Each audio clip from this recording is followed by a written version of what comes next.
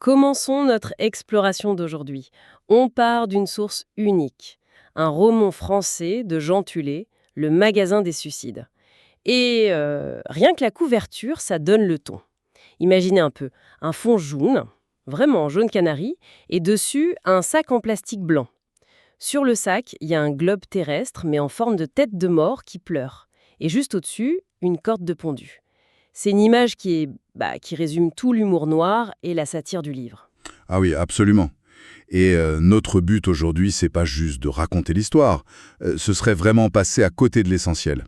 On va plutôt s'immerger dans l'univers que ce roman construit. C'est un monde où le suicide, c'est une entreprise familiale qui marche très bien.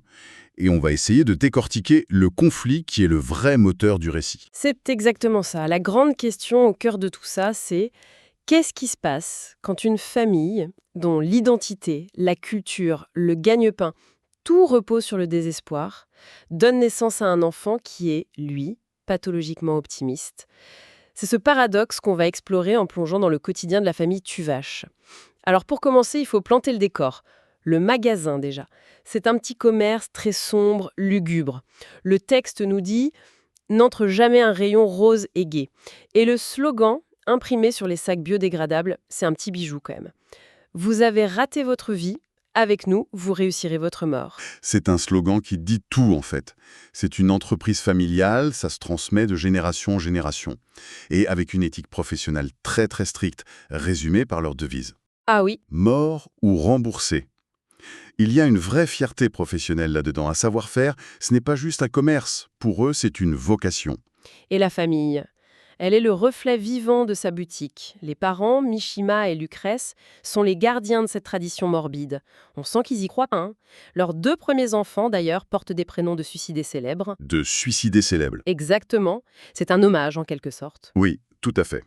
Il y a Vincent, comme Van Gogh, un artiste anorexique, toujours tourmenté par des migraines, tellement atroce qu'il s'entoure en permanence le crâne de longs bandages. Et puis il y a sa sœur, Marilyn. Comme Monroe. Voilà, une adolescente mal dans sa peau qui se trouve, je cite, « inutile et moche ». L'ambiance à la maison, c'est une sorte de compétition, de morosité, quoi. Sourire, c'est une faute de goût. Il faut qu'on parle des produits, parce que là, l'humour noir atteint des sommets. On trouve des choses assez classiques, si on peut dire, hein. Des cordes avec le nœud coulant déjà fait, ou des poisons pour tous les goûts. Ils ont même un cocktail maison, le marchand de sable. Mais il y a aussi des kits beaucoup plus conceptuels. Ah oui, c'est là que la satire est brillante. Le kit de seppuku, par exemple. Il est livré avec un kimono, et sur le kimono, une petite croix de soie rouge indique précisément où planter le sabre. Le service client jusqu'au bout. Poussé à l'extrême. Mais l'exemple le plus frappant pour moi, c'est sans doute le kit Alan Turing. Racontez-nous ça. Alors, le kit contient une pomme empoisonnée au cyanure, comme celle qui aurait tué le vrai Alan Turing, mais il contient aussi une petite toile, des pinceaux et de la peinture. Pourquoi faire? L'idée, c'est que le client peigne la pomme avant de la croquer. Et ensuite, il lègue son œuvre au magasin. Et le livre décrit cette frise. Des dizaines de pommes peintes par les clients, qui décorent les murs de la boutique.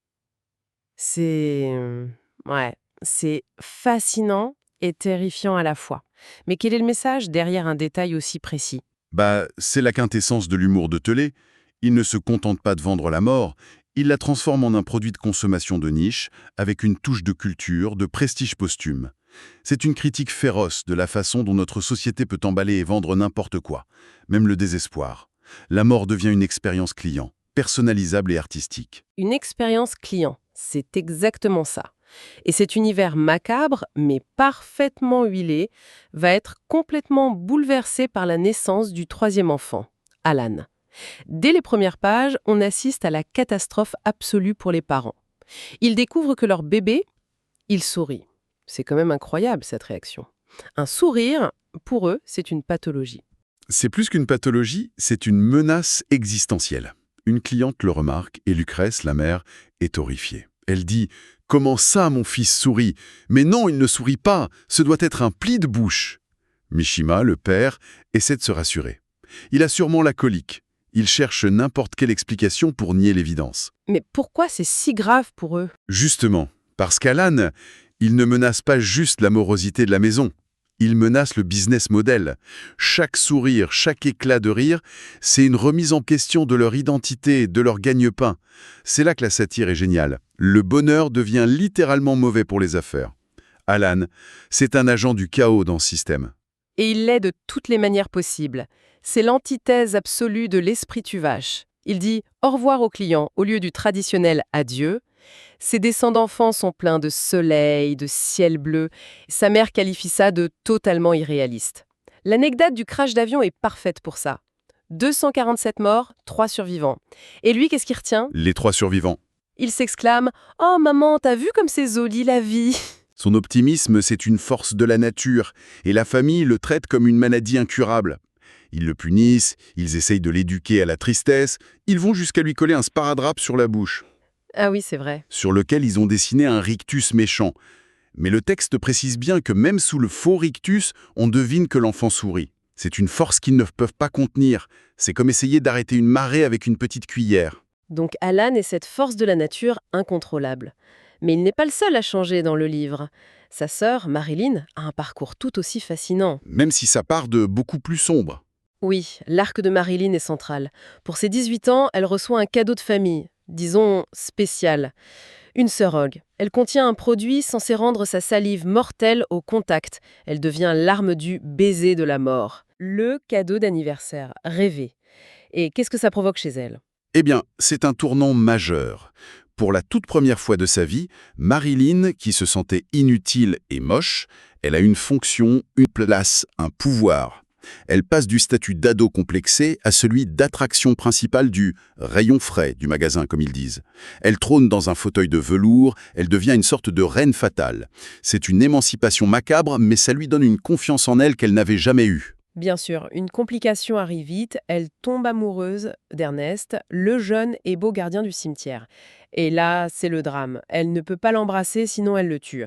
On se retrouve avec un conflit romantique très classique, mais dans un contexte complètement absurde. C'est presque du Shakespeare revu par les Monty Python. C'est exactement ça.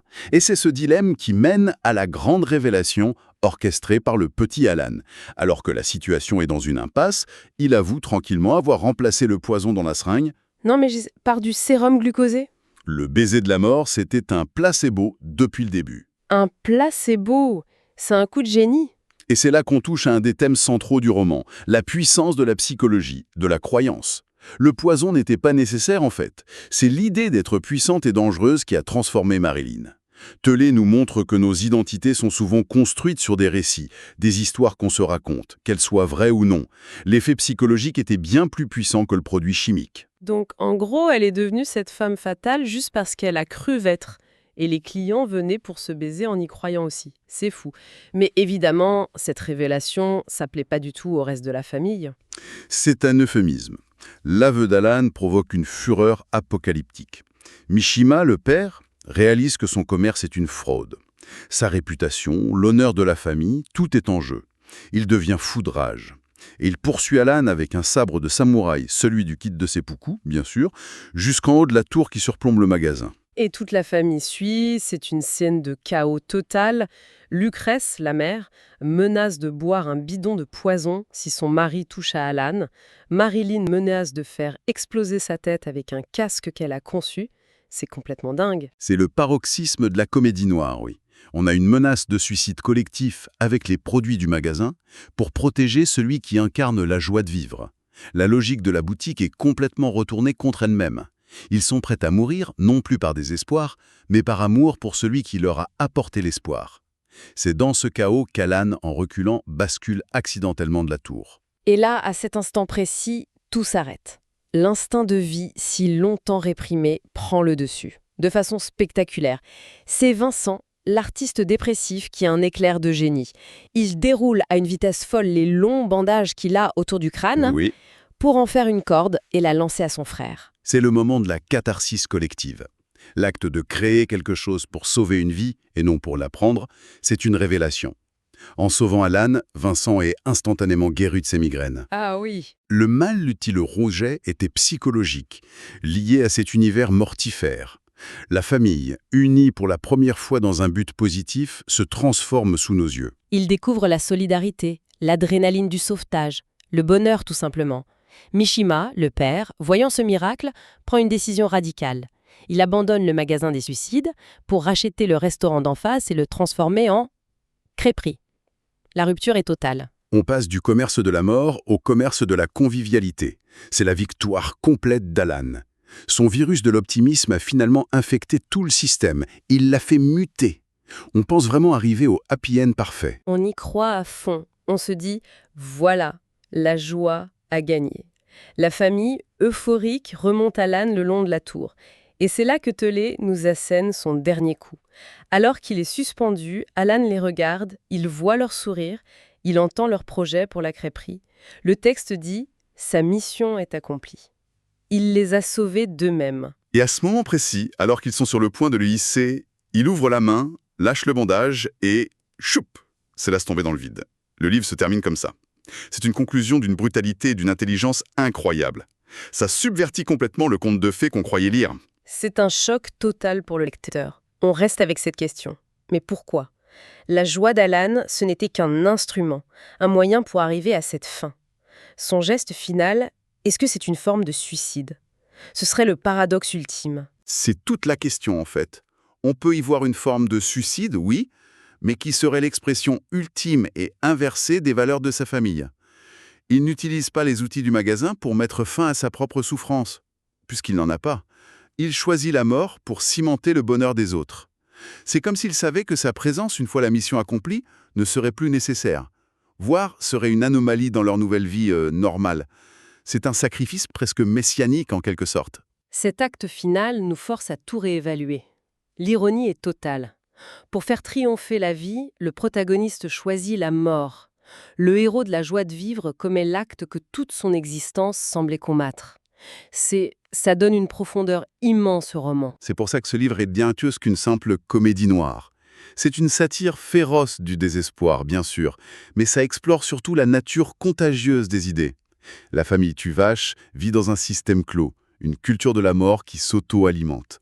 Alan agit comme un virus d'optimisme qui s'introduit dans ce système, le dérègle de l'intérieur et le fait imploser pour le reconstruire sur de nouvelles bases. La joie comme une contagion.